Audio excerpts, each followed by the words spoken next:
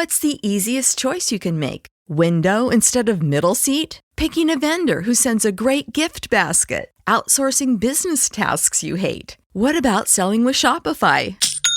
Whether you're selling a little or a lot, Shopify helps you do your thing, however you cha-ching. Shopify is the global commerce platform that helps you sell at every stage of your business. From the launch your online shop stage to the first real-life store stage, all the way to the did we just hit a million orders stage. Shopify's there to help you grow. Whether you're selling scented soap or offering outdoor outfits, Shopify helps you sell. Wherever and whatever you're selling, Shopify's got you covered. Sign up for a $1 per month trial period at shopify.com/try. Go to shopify.com/try now to grow your business, no matter what stage you're in. Shopify.com/try. Hola, ¿qué tal? Buenos días, ¿cómo estáis? Espero que bien, o buenas tardes, depende a qué hora estéis escuchando el podcast, o buenas noches. Hoy os quería hablar de un tema que creo que se desconoce mucho, sobre todo se desconoce, lo más grave es que se desconoce entre los profesionales de la salud, que es el trauma complejo. Entonces voy a hablaros hoy de qué es el trauma complejo y cómo se diferencia, digamos, de lo que es el trauma simple. Así que nada, muchísimas gracias por estar ahí, como siempre, y bienvenido a mi podcast.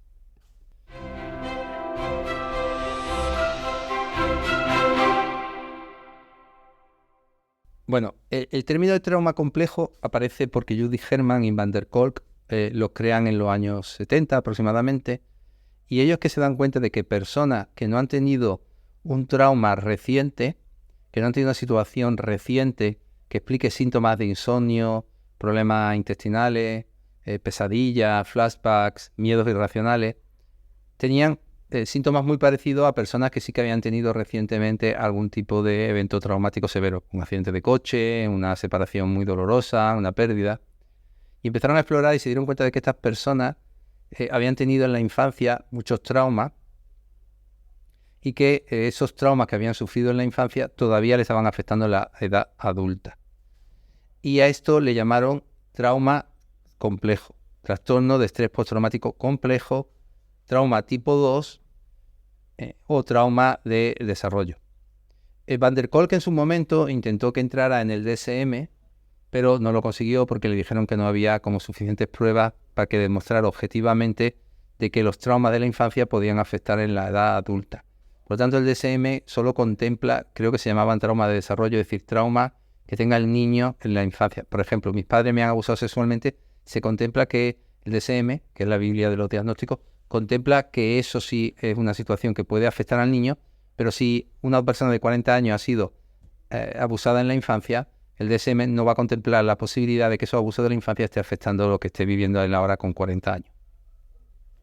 Esto es muy importante porque me acuerdo que vino un paciente que su madre se había suicidado, él decía que su infancia había sido feliz. Yo siempre digo que si alguien te dice que su infancia es feliz, ya puede ir cobrándole el doble. Su madre se había suicidado, su madre era muy agresiva con él, él recordaba una madre ideal, pero la realidad de la terapia salió que un día cogió un zapato y se lo rompió en la cabeza. Lo llevó a urgencia y dijo que le dijera al médico que se había caído. Con 14 años cogió a la madre del cuello y le dijo: como me vuelvas a tocar te mato.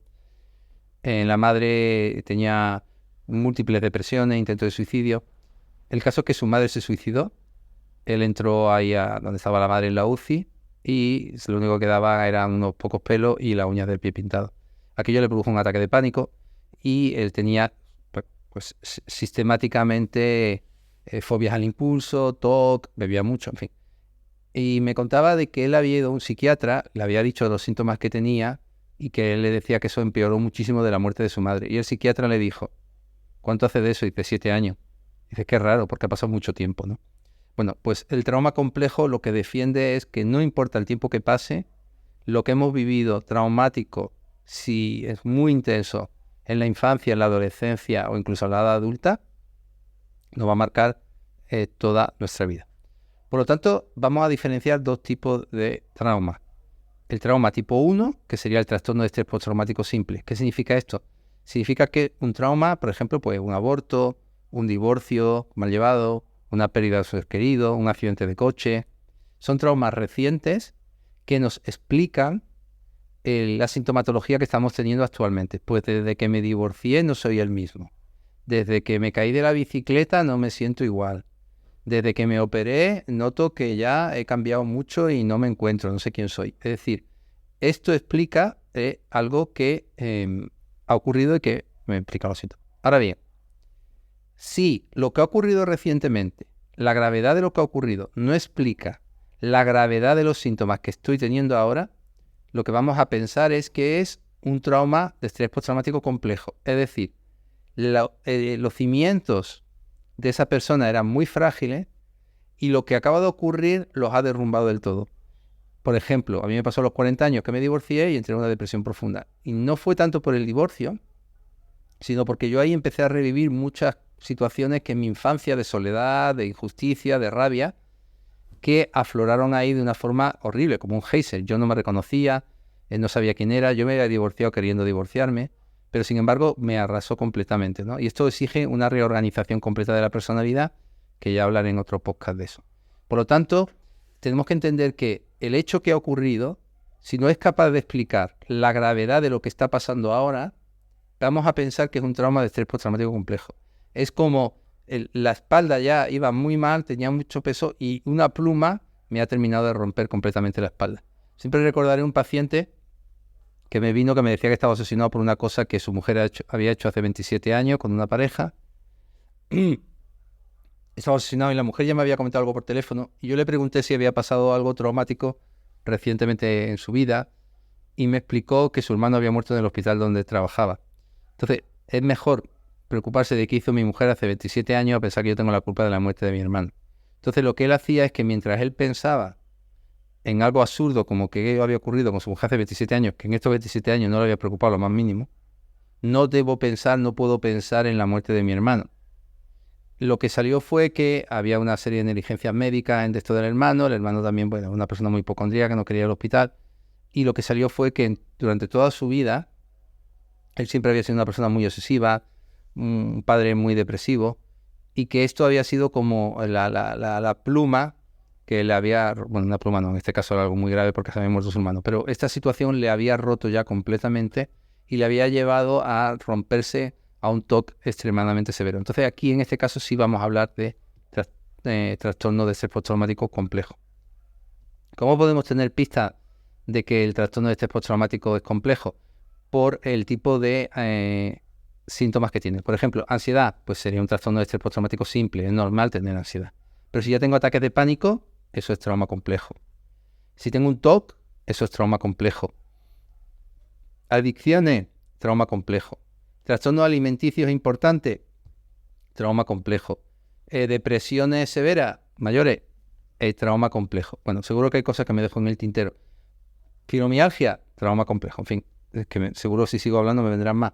Pero situaciones que no explican, graves, que no explican, unos síntomas muy graves que no explican, no bien explicado por una situación reciente que le deforma eso. Respecto al trauma complejo, ¿qué puede ocurrir en la infancia que haga que tenga un trauma complejo? Bueno, pues que haya sufrido abusos.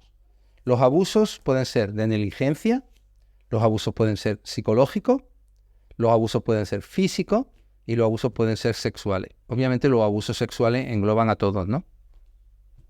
Y ahora está aquí la Santísima Trinidad del trauma. Cuanto más pequeño era la persona y menos recursos tenía, el trauma fue más causado por personas cercanas emocionalmente que tenían que protegerlo, y mayor fue el miedo en el momento del trauma, más grave va a ser la respuesta que se va a dar para resolver la ansiedad, el malestar, y por lo tanto más complejo va a ser el trauma a lo largo del neurodesarrollo. Repito, cuanto más joven, más pequeño era la persona y menos recursos tenía.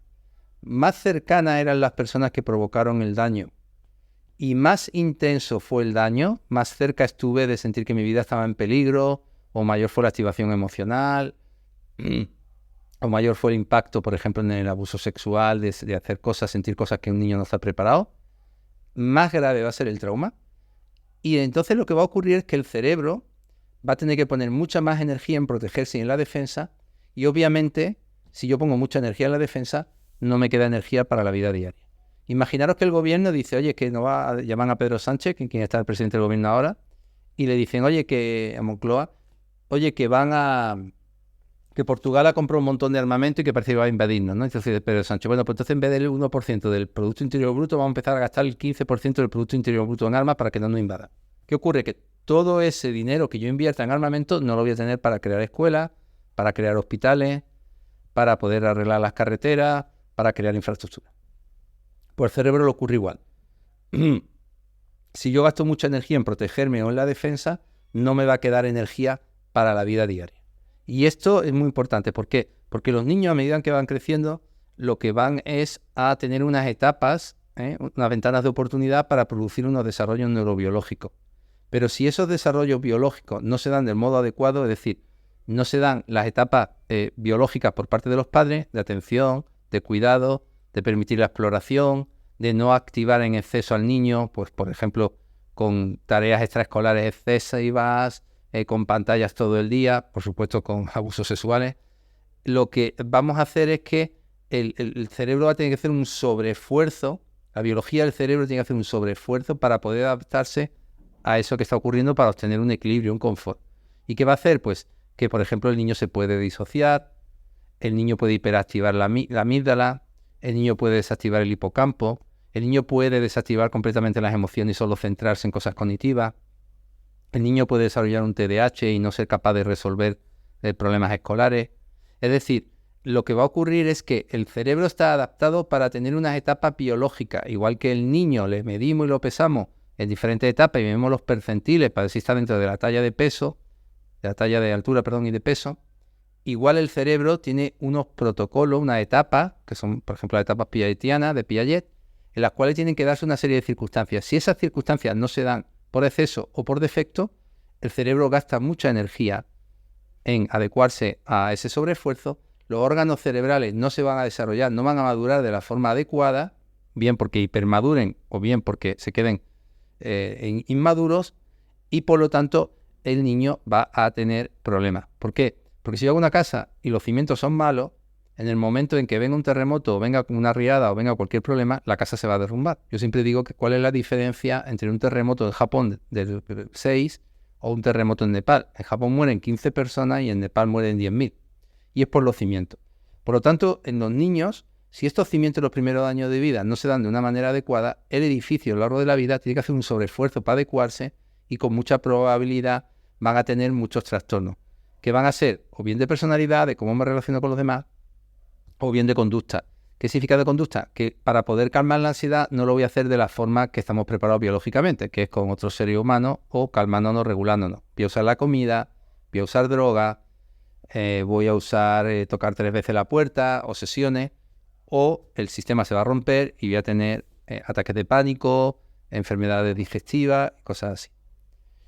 Así que el trauma en la infancia es una herida que no llega nunca a cicatrizar, está siempre sangrando, y para poder sanarla necesitamos ir a una persona que sea una fuente de apego seguro, puede ser un familiar, pero también puede ser un terapeuta, y me ayude a ir a ese pasado y cicatrizar esas heridas. ¿Cómo?